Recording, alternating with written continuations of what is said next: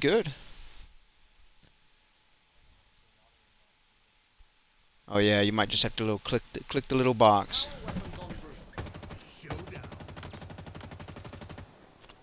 And then it should do it. Hmm.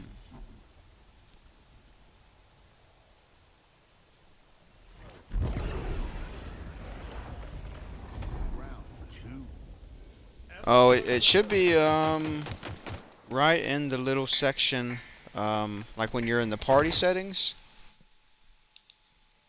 Good Um, modding. There it is. yeah, I remember last time we did this, it went through all the way through all once I clicked that. yeah, no problem, man. Okay, it should be going now. Yeah, you're good. So Okay, so the everything should be question, good to go. okay, Uh-huh. the Bible study question that we had that a lot of people have been debating on, is what does the Bible say about marriage and divorce? When is it acceptable, and what is God's view or standards on marriage versus the government's? Yeah, no, I mean, um, we kind of went a little bit into it a minute ago, and so like my first response would be, obviously there's, it's almost the New Testament and the Old Testament give us different answers. Um, the Old Testament almost gives men the right or the ability to divorce um, anybody they want, even if they're just displeasing to them, whether it be sexually or any displeasure at all. The man can just do so. However, in the New Testament, and that's Deuteronomy 24, if anybody would be interested. However, Jesus comes along and kind of gives a very different answer in comparison to what the Old Testament law gives us.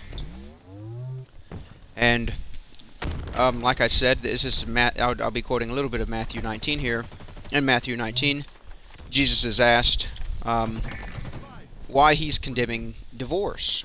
If Moses permitted a law, gave a law, that they could divorce their wives at their will, at whatever time they wanted. And Jesus' response is that, well,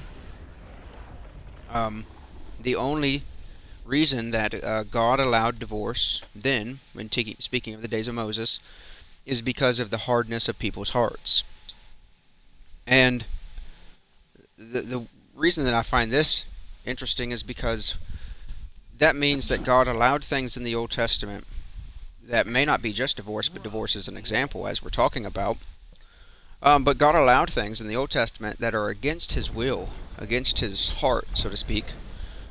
Um, but He allowed them and gave a law so that maybe lesser evils did not happen in reference to this. You know, for example, God could have given a law in the Old Testament that says you are not allowed to divorce your wives unless you guys die. Well, then husbands may go around murdering their wives, you know, and then next thing you know, it's created a bigger evil. So, um, you know, I've used this example in my slavery videos and stuff like this, and I think it can also apply, like I said, in other aspects like slavery. So, I think the biggest way to look at it is the answer changes in the New Testament and says basically adultery is one that yet is permissible that you can do so, or just simply death. However, I think because I think the question here that, like we were saying earlier, is the big question here is like, well, what if someone is being treated incorrectly? I think even in those scenarios, you Like in can an build a abusive case. marriage or something like that. Right, right. I think you can build a very good case that says if someone is being treated incorrectly, even using a biblical idea, Which that verse is it's it where certainly, he says, "Love your yeah. wives as Christ loved"? I think that's in First Corinthians, ain't it? Um, I think it's you're chapter thinking of 6. Ephesians, I thought it was Ephesians 6. where he says, "Husbands, love your wives as Christ loved the church." I think that's it. Yeah, I think it's Ephesians 6 or Ephesians 5, one of the two. If I can't remember it right off the top of my head.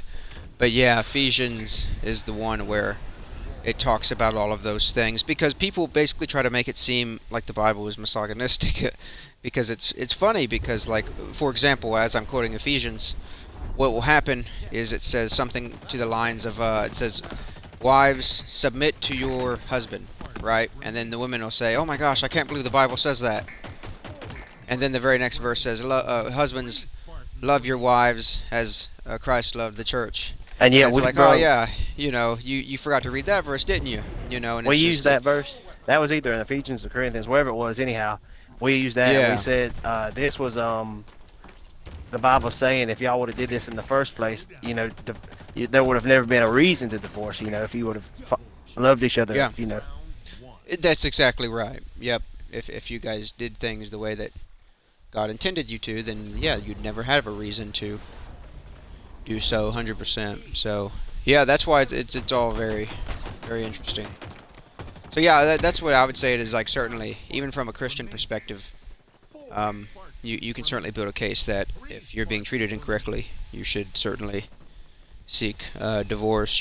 Now some people will try to say, well, there's not a verse that actually says that, and again, there's verses that don't say a lot of things. Um, but there's you not could a build a verse case that for it. says, yeah, exactly. Kind of like we were saying earlier, there isn't a verse that says You that can't you run aren't over somebody allowed. with their car or something.